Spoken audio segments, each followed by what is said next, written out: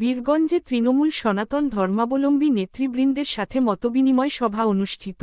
মোজাম্মেল হক, দিনাজপুর প্রতিনিধি। রবিবার ১৭ আগস্ট বিকেলে দিনাজপুরের বীরগঞ্জ উপজেলার মরিচা ইউনিয়নের মহাদেবপুর সরকারি প্রাথমিক বিদ্যালয় মাঠ প্রাঙ্গণে ইউনিয়ন শ্রমিক দলের উদ্যোগে তৃণমূল সনাতন ধর্মাবলম্বী নেতৃবৃন্দের সাথে এক মতবিনিময় সভা অনুষ্ঠিত হয়।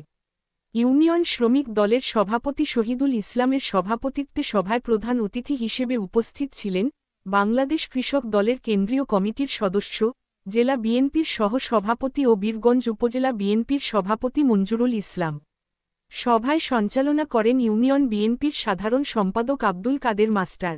বিশেষ অতিথি হিসেবে বক্তব্য রাখেন বাংলাদেশ শ্রমিক দল বীরগঞ্জ উপজেলা শাখার আহ্বায়ক আজাহারুল ইসলাম রাজা, উপজেলা বিএনপির যুগ্ম সাধারণ সম্পাদক শওকত জুলিয়াস জুয়েল, উপজেলা যুবদলের সদস্য সচিব তানভীর আহমেদ, মরিচা ইউনিয়ন যুবদলের সাধারণ সম্পাদক জাহিদ আল মামুন, ইউনিয়ন বিএনপির সহ-সভাপতি শহীদুল আলম, ইসমাইল হোসেন ও অখিল মাস্টার প্রমুখ। প্রধান অতিথির বক্তব্যে মঞ্জুরুল ইসলাম বলেন, বীরগঞ্জ কাহারোলসহ আশপাশের এলাকায় হিন্দু সম্প্রদায়ের বিপদে আপদে সর্বপ্রথম আমরা ছুটে যাই। আপনাদের সুখে দুঃখে অতীতেও পাশে ছিলাম, আগামীতেও থাকব। এই মাটিতে সাম্প্রদায়িক সম্প্রীতির ঐতিহ্য রক্ষায় বিএনপি সবসময় অগ্রণী ভূমিকা পালন করে আসছে। অনুষ্ঠানে সনাতন ধর্মাবলম্বী স্থানীয় নেতৃবৃন্দ উপস্থিত থেকে নানা দাবি ও মতামত তুলে ধরেন। সভা সম্প্রীতি বজায় রেখে একে অপরের সুখে দুঃখে পাশে থাকার অঙ্গীকার ব্যক্ত করেন। থাকবো, কিন্তু আমাদের একটা ভালো মন্দের হিসাব আছে, আমরা তো বুঝি নাকি।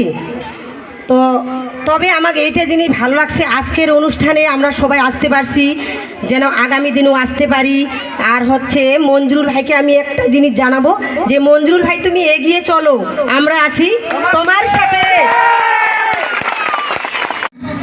কিরকম জানাবি, তিনি আসলে দান করে নিজের প্রচারণা করতে চান না।